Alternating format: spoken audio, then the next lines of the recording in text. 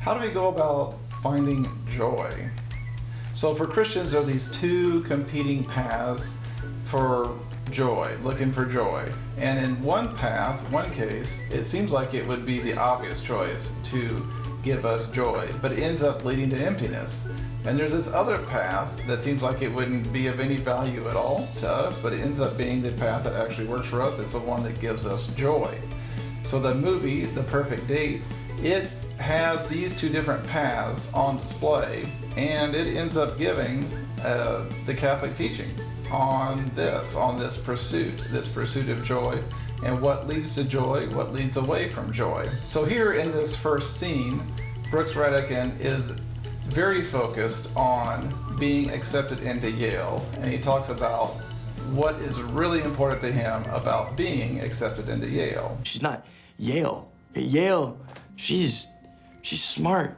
She's stylish, but not flashy. You get accepted by her, that means you're somebody special. So now to be accepted into Yale, he needs two things. One, he needs an excellent entrance application essay. And the second thing is he needs lots of money.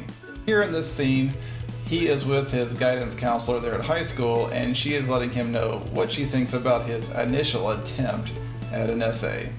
I bare my soul in these pages, and you hate my soul. You didn't bare your soul. That's what I hate about it. The scene concludes with the guidance counselor giving Brooks something to think about, kind of an assignment, something that he needs to work on before he can really do the job of putting together an excellent application essay. You'd have to look real deep inside and ask yourself, who is Brooks Radican? So here in this scene, Brooks is talking to Celia, someone that he has not known for very long. And it didn't take her very long to realize that Brooks has a problem. And so she's able to kind of spell that out right here.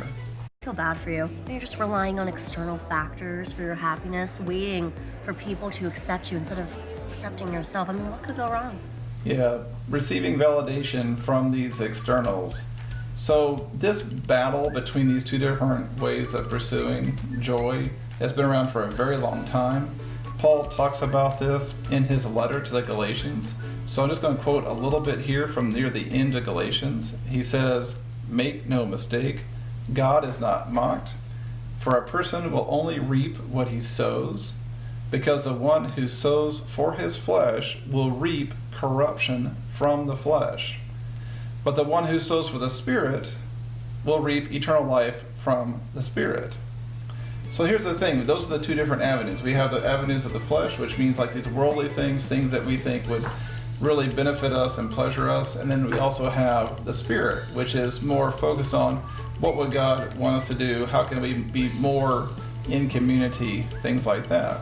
And so one of the things that this movie does to highlight the contrast here between those two is the way Brooks goes about earning money for school. He goes on these dates where he pretends to be something that he's not. An art connoisseur, a tennis pro, a cowboy, a super obnoxious person. It's all fake.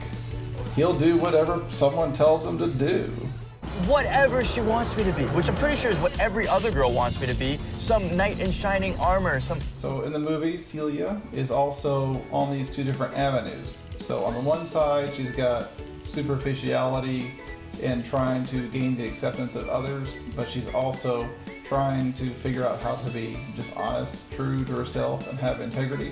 And here in this scene, she's dressing up in a way that others are telling her that she should be dressing up as, but she herself doesn't feel like it's quite right, doesn't feel like it's herself. Doesn't really feel like me.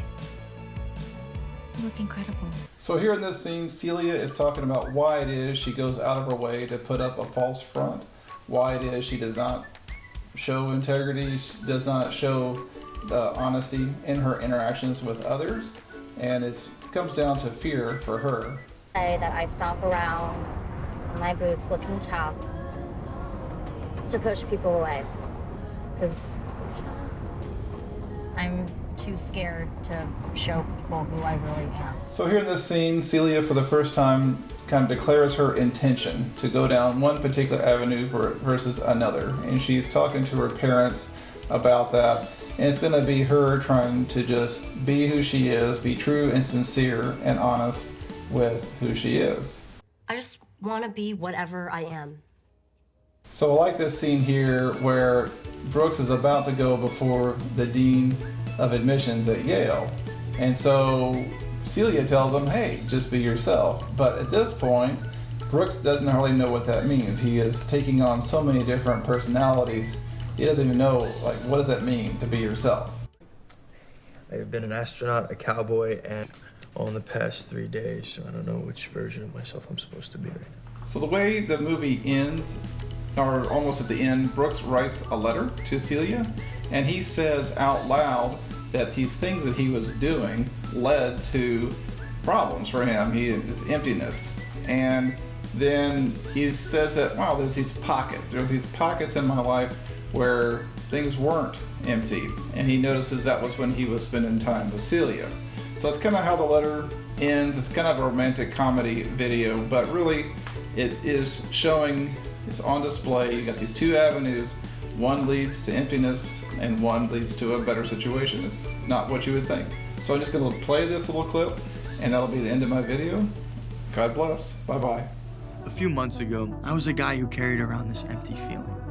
And I thought that it could be filled by driving the nicest car, dating the most popular girl, or going to the fanciest school. But the closer I got to having any of these things, the deeper that empty feeling got. I've been so many people these past few months. A cowboy, an art connoisseur, an amateur beekeeper, but through it all there were these little pockets of air when I felt like I was truly myself. And that was when I was with you.